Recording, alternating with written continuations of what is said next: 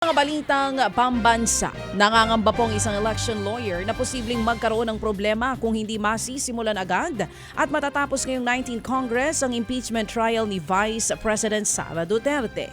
Ayon kay Attorney Romulo Macalintal, malaki ang posibilidad na hindi matuloy ang impeachment. Obligado daw ang Kongreso na tapusin ang paglilitis bago tuluyang magtapos ang kasalukuyang Kongreso.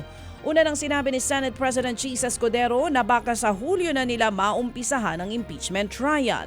Pero ang tingin ni Macalintal, magiging komplikado ito dahil ituturing na ulit na panibagong impeachment complaint ang kasong didinggin nila kung tatawid ito sa 20th Congress.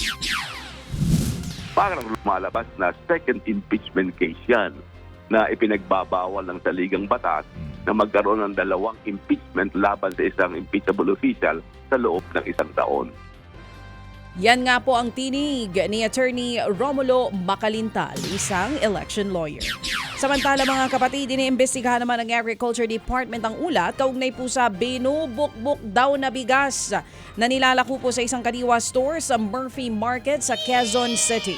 May ilang customer na raw ang nagreklamo dahil may mga insekto na nabili sa bigas o sa nabili nilang bigas. Sisilipin daw ng DA ang naturang ulat pero tiniyak nilang dekalidad at sinuring mabuti ang mga bigas na nilalako sa mga kadiwa store. Posibleng isolated case lamang daw ito dahil maganda naman ang ibinibentang bigas sa ibang mga kadiwa store. Nakatakda namang mamahagi ng mahigit 62,000 units sa mga laptop at smart TV ang DepEd sa iba't ibang rehiyon sa bansa.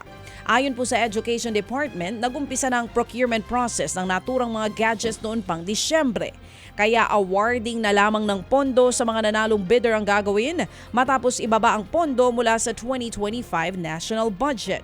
Hindi gaya sa mga naunang bidding, ipinaubaya na ng DepEd sa kada rehiyon ang pag-order ng mga laptop. Nagbigay lang sila ng minimum requirements sa mga laptop na dapat bilhin. Sa ganitong paraan, naniniwala ang DepEd na mas mapapabilis ang proseso at mas maiiwasan ang anomalya sa procurement. Hindi rin daw kasali sa bidding sa mga supplier na mga overpriced at outdated laptops noong 2021. We are hopeful because ngayon we are now in the execution part of the procurement process at yung nangyari dito, magde-deliver na po yung mga suppliers sa mga intended location.